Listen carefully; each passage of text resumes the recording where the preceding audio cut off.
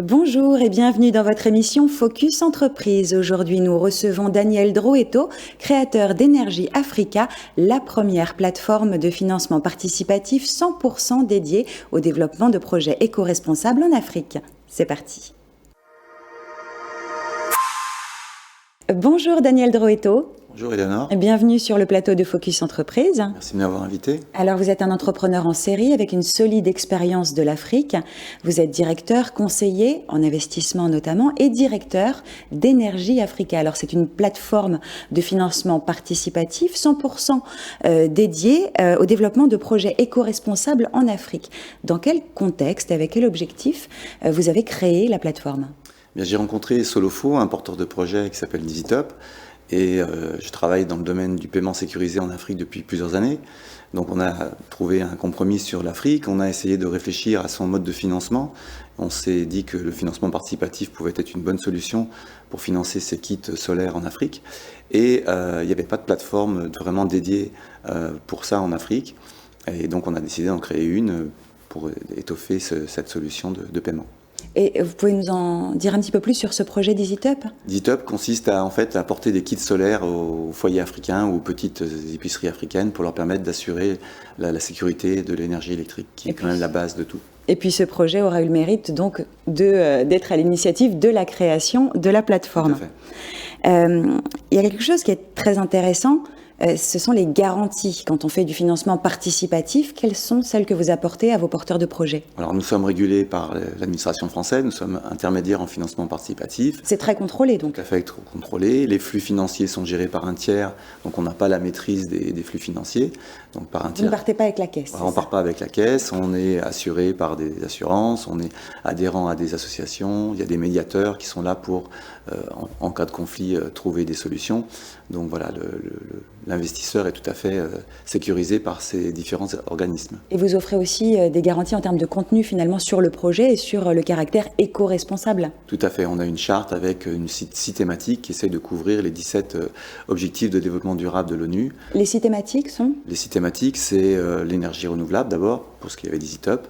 Après, c'est l'agriculture biologique, la santé, l'éducation, l'économie sociale et solidaire pour faire des projets locaux et l'innovation pour essayer d'élargir un petit peu les projets. Et si on a envie de participer à l'un de vos projets, comment on peut vous contacter ? Et puis même, de quelle manière peut-on participer ? Je crois qu'il y a plusieurs modes de financement. Tout à fait. Alors pour nous contacter, le plus simple, c'est d'aller sur le site energy-africa.com. On peut aussi nous contacter sur les réseaux sociaux. On a 4 types de financement. Le don, plus pour les associations. Le prêt, pour les prêts classiques avec ou sans intérêt, ça dépend du porteur du projet. Le préachat ou la prévente pour les porteurs qui financent des nouveaux produits et qui n'ont pas encore les moyens de financer la première production. Et puis le contrat de royalties, qui est un contrat un peu particulier où le porteur du projet s'engage à rembourser en fonction de son chiffre d'affaires.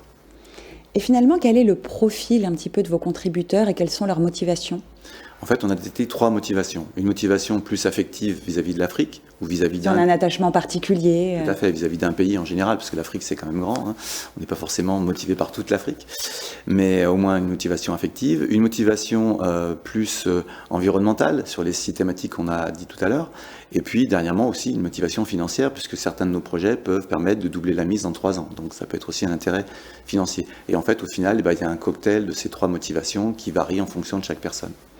Et est-ce que vous pourriez nous donner des exemples un petit peu concrets de projets auxquels on serait susceptible de pouvoir participer, des projets passés ou à venir ? Voilà, outre DigiTop qui est le premier, on a Tanganyika qui est un projet important pour nous parce que c'est un partenaire qui est présent en Afrique et qui est capable de détecter des projets, de les accompagner, d'améliorer leur process, de développer une marque, de les aider au marketing et éventuellement même de commercialiser après leurs produits, puisque Tanganyika a une boutique en ligne en France et est donc capable d'importer les produits pour les vendre en fait en Europe. Il y a H Production aussi ?